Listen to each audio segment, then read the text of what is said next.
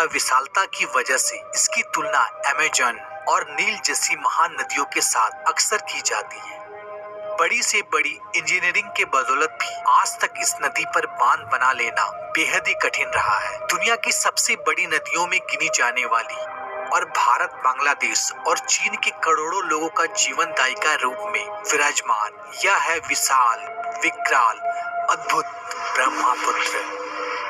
ब्रह्मपुत्र नदी का उद्गम तिब्बत के साउथ में स्थित मानसरोवर झील से तकरीबन 60 किलोमीटर दूर तथा समुद्र तल से 5300 मीटर की ऊंचाई पर स्थित चेमायुंगडुंग नामक एक पहाड़ियों में स्थित बर्फीला झरना मौजूद है। भले ही यह देखने में किसी आम ग्लेशियर के पिघलने जैसा मालूम होता हो, जिसे वहाँ के स्थानीय लोग धामचोक खामबाग के नाम से भी जाना जाता है, लेकिन असल में यह धारा बेहद ही खास है क्योंकि यही ब्रह्मपुत्र नदी का जन्म स्थान है। जैसे जैसे यह जलधारा तिब्बत की पहाड़ियों से होते हुए आगे की ओर बढ़ती है, इसमें छोटे बड़े पहाड़ियां नाले मिलते जाते हैं और इस तरह से यह एक विशाल नदी का रूप ले लेता है जिसे सांगपो के नाम से जाना जाता है।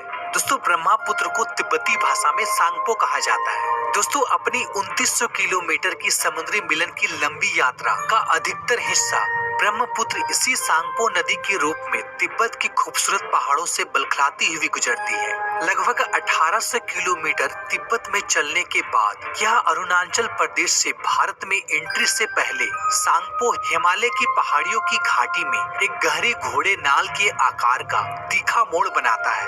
यह वही जगह है जहां चीन द्वारा विशाल डैम बनाने का धमकी दिया जाता है। दोस्तों, अगर इस जगह पर चीन डैम बना लेता है तो इससे पूरी तरह बांग्लादेश और भारत को ही प्रभावित करेगा। अरुणाचल प्रदेश में प्रवेश करते ही इस नदी का नाम सांगपो से बदलकर दिहांग हो जाता है। साथ ही यह दिहांग नदी लोहित जैसी नदी से मिलकर ब्रह्मपुत्र, असम और वहां से निकलकर पहुंचती है बांग्लादेश में, जहां इस नदी को जमुना के नाम से जाना जाता है। बांग्लादेश में एंट्री के बाद ही यह मिल जाती है पद्मा नदी से, जिसे भारत में गंगा नदी के नाम से भी जाना जाता है और इन दोनों विशाल नदियों से बनी मेघना नदी अंततः बंगाल की खाड़ी में जाकर समाहित हो जाती है। इस तरह से ब्रह्मपुत्र का महान यात्रा अपनी उद्देश्य को प्राप्त करती है। दोस्तों, ब्रह्मपुत्र नदी में 5 देशों का भारत, चीन, नेपाल, बांग्लादेश और भूटान के जमीन का पानी आकर मिलता है और इसी पानी पर इन देशों के करोड़ों लोगों का एवं किसान के लिए यह नदी किसी जीवन दायिका से कम नहीं है। इस नदी का पानी का सबसे बड़ा हिस्सा बांग्लादेश को मिलता है, जो कि किसी वरदान से कम नहीं है और वह तेजी से बहती हुई बांग्लादेश की अर्थव्यवस्था को अहम योगदान देती है। साथ ही साथ वाटर ट्रांसपोर्ट, पर्यटन से लेकर वनों एवं यूनिक इकोसिस्टम के चलते ही यह नदी इन देशों की अर्थव्यवस्था को एक सहारा देती है। दोस्तों, एक सर्वे के अनुसार केवल ब्रह्मपुत्र नदी के पानी से अकेले भारत में ही 12,000 मेगावाट बिजली पैदा किया जा सकता है, जो कि पूरी नॉर्थ ईस्ट की ऊर्जा की जरूरतों को पूरा कर सकता है। इसी बातों को मद्देनजर रखते हुए हाल ही के वर्षों में कई हाइड्रो इलेक्ट्रिक प्लांट नदी के किनारों में लगाया गया है और कुछ पर आज भी काम लगातार चल रहा है। दोस्तों, ब्रह्मपुत्र भारत में ही नहीं बल्कि एशिया की सबसे लंबी नदी है। यदि देशों के आधार पर इस नदी को विभाजित किया जाए तो तिब्बत में इसकी लंबाई 1625 किलोमीटर है, भारत में इसकी लंबाई 918 किलोमीटर है तथा बांग्लादेश में 363 किलोमीटर लंबी है। दोस्तों, साथ ही ब्रह्मपुत्र 4000 फीट की ऊंचाई पर बहने वाला दुनिया का एकमात्र प्रवाह है। ब्रह्मपुत्र की औसत गहराई 124 फीट है तथा अधिकतम गहराई 380 फीट आकी गई है। अपनी असीम ताकत और अपनी विशाल आकार के कारण ही शायद ब्रह्मपुत्र दुनिया का एकमात्र नदियों में से एक है जिसका मेल नाम है, अन्यथा ज्यादातर भारतीय नदियों की नाम फीमेल होता है। दुनिया की सबसे बड़ी नदियों में से एक ब्रह्मपुत्र अपने साथ इतना पानी बहाता है कि यह कुछ जगहों में इसकी चौड़ाई 18 किलोमीटर तक हो जाती है, जिस वजह से इस नदी को चलता फिरता एक महासागर के नाम से भी जाना जाता है। दोस्तों, इस नदी का क्या महत्व है, इसका अंदाजा आप इस बात से लगा सकते हैं। इस नदी के शुरुआती दौर में इसकी चारों तरफ भूरी पहाड़ियां और सूखी पहाड़ियां ही नजर आती है। दोस्तों, तिब्बत के पठारी इलाकों में कम बारिश होने के कारण यहाँ जीवन का पनप पाना बेहद ही मुश्किल होता है, लेकिन जैसे जैसे यह नदी आगे बढ़कर हिमालय की मुख्य घाटियों में प्रवेश करती है, इस नदी के आसपास पहाड़ों का रंग भी बदलकर हरा भरा हो जाता है और यह जल्दी ही घने वर्षावनों में बदल जाता है।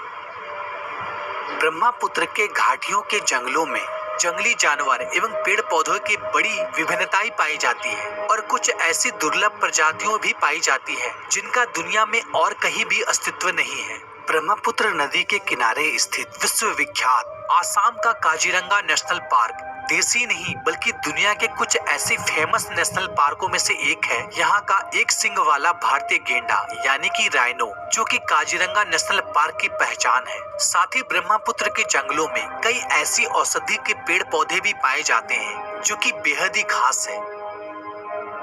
इसके अलावा जब यह नदी गंगा के साथ मेघना के रूप में समुद्र में जाकर मिलती है तो वहाँ विश्व का सबसे बड़ा नदी डेल्टा बनाती है, जो कि इतना विशाल और पेड़ पौधों से भरा हुआ है तो उसे एक अलग ही जंगल के नाम से यानी कि सुंदरवन के नाम से जाना जाता है। दोस्तों, सुंदरवन को दुनिया का सबसे बड़ा सदाबहार वन कहा जाता है। इस वन की कुल लंबाई 10,000 किलोमीटर से भी ज्यादा है।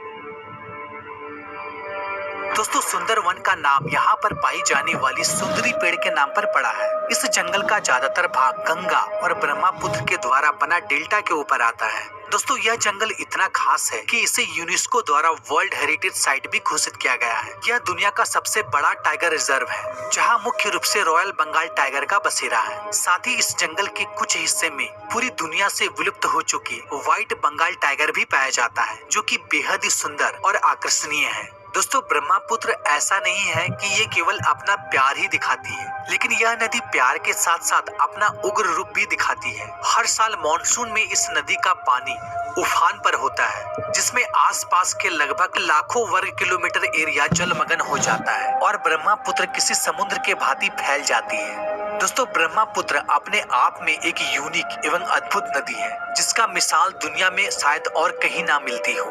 जो हो, लेकिन अगर ब्रह्मपुत्र नदी ना होता तो हिमालय की तराई में स्थित कई विशाल भाग आज भी सूखाग्रस्त एवं